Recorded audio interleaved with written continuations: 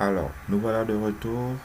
Tout à l'heure, bon, enfin, dans le tuto précédent, nous avons vu ce que c'était le MVC. Nous avons créé une page index et nous avons montré que, si je me rappelle bien, que si celui-ci index changeait de nom, on devait voir la structure de notre dossier, enfin la structure de notre projet.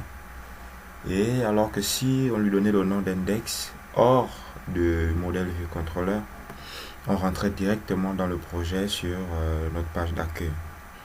Donc pour ceux qui ne savent pas trop de quoi je parle, prière de regarder le tuto précédent. Voilà. Donc maintenant nous allons commencer dans la vue. Nous allons créer une page de formulaire. Par exemple, donc new PHP file. Ensuite, donc je vais toujours vous conseiller de créer des pages PHP parce que quand vous créez une page PHP, vous avez la possibilité d'insérer non seulement du HTML, mais aussi du PHP. Alors que quand vous créez une page en .html, il est impossible que cette page lise du PHP. Donc, toujours créer généralement des pages en .php. Comme ça, vous pourrez insérer du PHP et du HTML. J'espère que c'est clair. Sinon, faites un petit retour en arrière pour comprendre les explications. Donc, je disais, nous sommes dans les vues, nous allons créer une page, pourquoi pas accueil.php. Accueil. Voilà.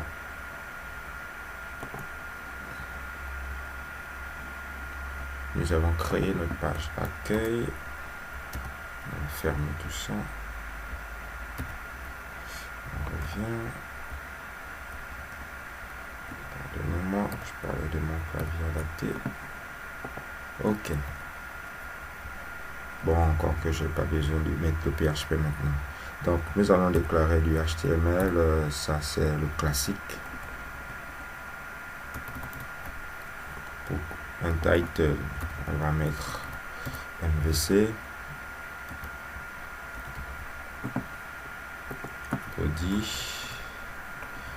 Il nous faut un petit formulaire, donc on va faire donc pourquoi pas nous mettre un titre en H1,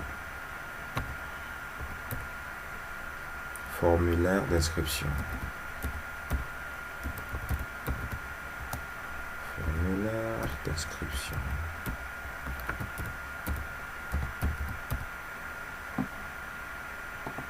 Ensuite, nous allons déclarer une div.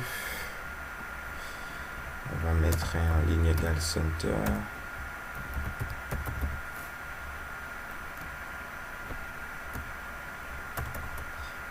On déclare nos labels. Qu'est-ce qu'on va mettre dans notre formulaire? Je propose qu'on recueille le nom, le prénom, nom, prénom, sexe et âge, quoi. Voilà, un truc basique. L'idée, c'est de vous montrer comment appeler les fonctions, etc. Donc, on va prendre un truc classique. Donc, label forme nom. Ici, nous allons mettre nom.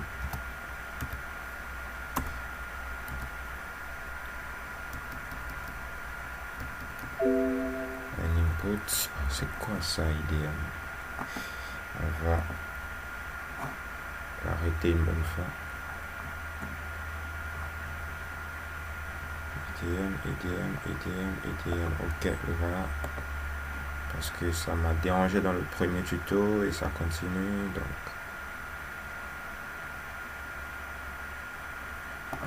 C'est bon.